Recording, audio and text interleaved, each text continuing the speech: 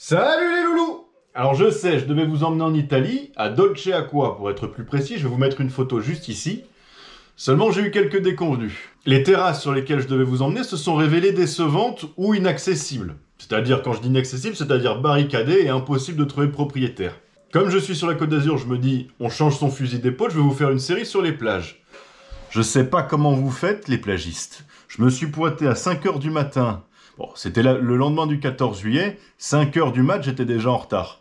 Il y avait une ribambelle de mecs avec les poêles, c'est même pas plaisant. Donc je me suis vite cassé, et j'y refoutrai plus jamais un pied, je vous le dis.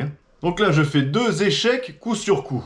Heureusement, Nike ou Nike, je vais dire Nike parce que c'est plus joli, il m'en voudra pas, je le salue au passage, me parle des cartes Terrier, de la carte de Cassini et de la carte de l'état-major. Alors, je me renseigne un peu, il me renvoie sur les sites un mec adorable, et que ce soit Nike ou Marc Delangle, ce sont des personnalités qui échangent, qui apportent quelque chose, qui te permettent d'évoluer. Et je leur fais une petite dédicace sur cette vidéo. Donc il me parle de ces cartes dont je n'ai jamais entendu parler, carte Terrier, carte de Cassini, carte de l'état-major. Il me renvoie sur des liens, je regarde, je trouve ça génial, je me dis il faut en faire une vidéo. Peut-être qu'il y a des gens qui débutent comme moi, j'ai pas beaucoup d'expérience, il y a des gens bien plus expérimentés que moi. Mais j'évolue à mon rythme, c'est un milieu qui m'intéresse. Regardez, j'étais sur la plage, il y a un mec qui m'a dit « Ah ouais, mais tu filmes, il faut pas dire les endroits où tu vas. » Donc les mecs qui restent dans leur coin, j'aime pas trop, qui restent là où ils sont. Il m'envoie les liens de son site et je me dis « C'est génial. » Je commence à me renseigner, à bidouiller un peu, à toucher. Je me dis « Il faut que je le partage. » Déjà, ne serait-ce que pour vous dire que je suis toujours vivant, ça va bientôt faire 2 semaines, j'ai rien sorti. Et je suis en perpète évolution, je commence à me former sur les logiciels de montage, j'essaye d'améliorer le contenu, de faire évoluer, puis c'est dans ma démarche. Allez, sans plus attendre, on est parti sur Géoportail et surtout comment rechercher des terrains pour la détection grâce aux cartes anciennes. Je m'appelle Hugo Chabert et bienvenue chez le Lièvre de Fouille.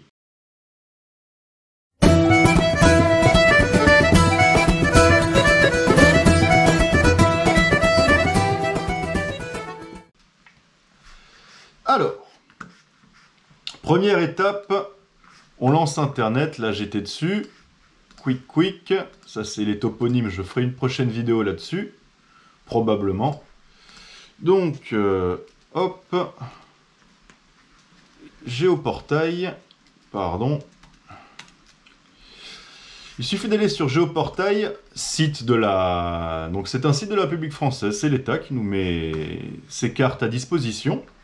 On recherche, voilà, donc ça c'est la carte aérienne, cette vidéo-là, cette vision-là a été prise en 2020. Donc là évidemment ça me repère géographiquement, donc c'est sur ma région, la région niçoise. Je vais vous montrer pourquoi je ne peux pas trop utiliser la carte de Cassini, personnellement. Donc plus de données, vous allez directement sur le site, voir fond de carte. Voici la carte de Cassini, c'est la carte topographique la plus ancienne connue. Elle est malheureusement pas très précise, on peut zoomer, et en fait par transparence, vous passez sur l'ancienne carte.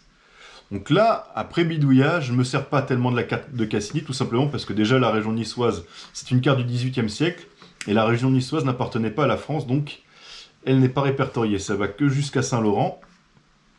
Saint-Laurent-du-Var et tout l'arrière-pays, donc on a là quand même l'arrière-pays grassois, etc. Mais tout l'arrière-pays niçois n'y figure pas.